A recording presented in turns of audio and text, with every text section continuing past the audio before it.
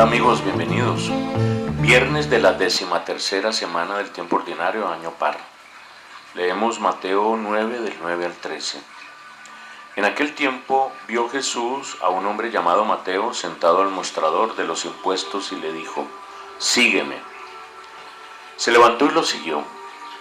Y estando en la mesa en casa de Mateo, muchos publicanos y pecadores que habían acudido se sentaron con Jesús y sus discípulos. Los fariseos, al verlo, preguntaron a los discípulos: ¿cómo es que su maestro come con publicanos y pecadores? Jesús lo oyó y dijo: no tienen necesidad de médico los sanos, sino los enfermos. Anden y aprendan lo que significa misericordia quiero y no sacrificios, que no he venido a llamar a los justos, sino a los pecadores. Esta escena de Mateo 9, del 9 al 13, es una sección que está entre en medio de dos de los 10 milagros que hace Jesús en esta sección narrativa. Había hecho la sanación del paralítico, y después de esta escena vendrá la sanación de la hemorroísa. Recordemos que estos 10 milagros manifiestan el proceso que Jesús va haciendo cada vez más radical de acoger e incluir a los excluidos. Un paralítico era un excluido, y era un excluido porque le aplicaban a su parálisis su pecado.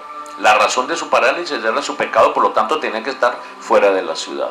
Lo mismo una hemorroísa, cualquier persona que se enfermaba la veía grave, porque en esa época había una concepción diferente de la enfermedad como la hay ahora. Y en medio de esos dos milagros, que son de incluir al que estaba excluido, precisamente hace uno de los varios llamados vocacionales que realiza Jesús en el Evangelio de Mateo. Precisamente llama a Mateo, al que hace el Evangelio. ¿Quién era Mateo? Otro texto dice que se llamaba Leví. No sé si tenía los dos nombres o por qué lo llamaban de las dos maneras. Lo importante es ver la historia de Mateo. Mateo era cobrador de impuestos, aunque era judío, porque la palabra Mateo significa don de Yahvé. Servía para los intereses del Imperio Romano, es decir, era considerado como un traidor y como un impuro. No era querido y no merecía los beneficios que debía tener el pueblo de Dios, los judíos. Y es precisamente allí donde Jesús hace un escueto y muy simple llamado. Pasa Jesús, lo ve en el cobrador de impuestos, me imagino que estaba cerca de la playa, porque allá de los pescados que se recogían, pues se cobraba directamente el impuesto. Frente a la mesita de impuestos que tenía Mateo, Jesús lo mira y le dice: sígueme. Y Mateo simplemente se pone de pie y lo sigue. Es un llamado absoluto, escueto, directo, y la respuesta igual. Inmediatamente se cambia la escena, no hay comentarios sobre esto.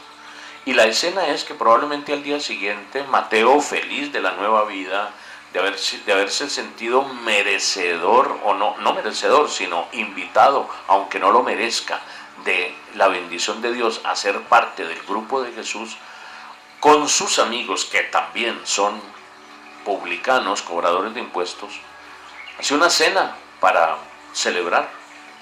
Y allí también hay unos fariseos que critican la actitud de Jesús. Ya habían criticado la actitud de Jesús de haber sanado al paralítico. Ahora critican a Jesús por haber llamado a un pecador público. Siempre la cosa está con que merezco o no merezco yo el don de Dios. Ya Jesús lo ha dicho. Aunque no merezcas el don de Dios, Dios te lo regala, porque Dios te ama. Con esto Jesús inaugura una nueva manera de ser religioso. ¿Cuál era la manera propia de ser religioso del judaísmo? Pórtate bien y hazte merecedor del amor de Dios. La metodología de Jesús es: aunque no merezcas el amor de Dios porque te has portado mal, Dios te ama. Y ese amor que te da, aunque no lo merezcas, tiene el poder de cambiarte de vida.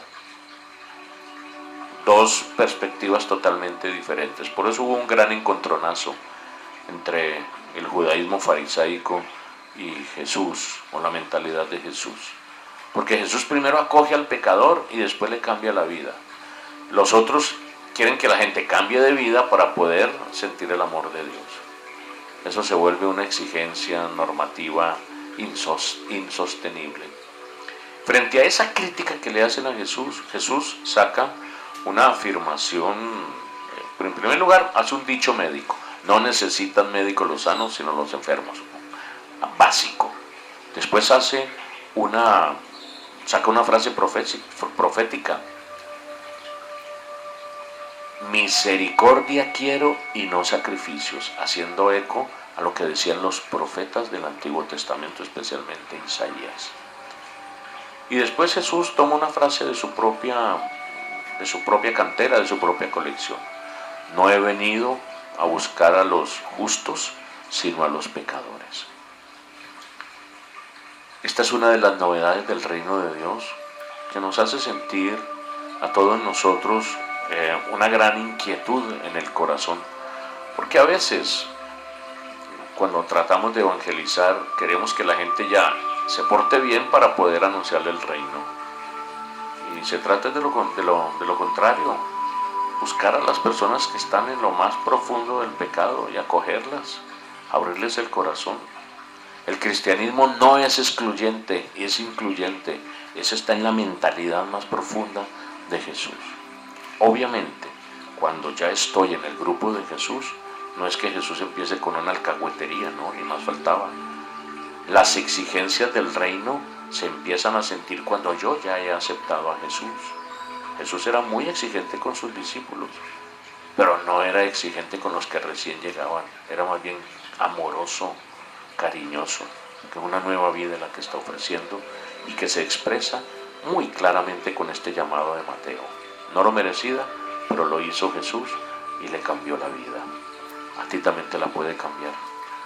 Si tú sientes que no mereces el amor de Dios porque eres un pecador público o privado, porque tienes cadenas, porque tienes dificultades, recuerda que Jesús también te dice: ven y sígueme.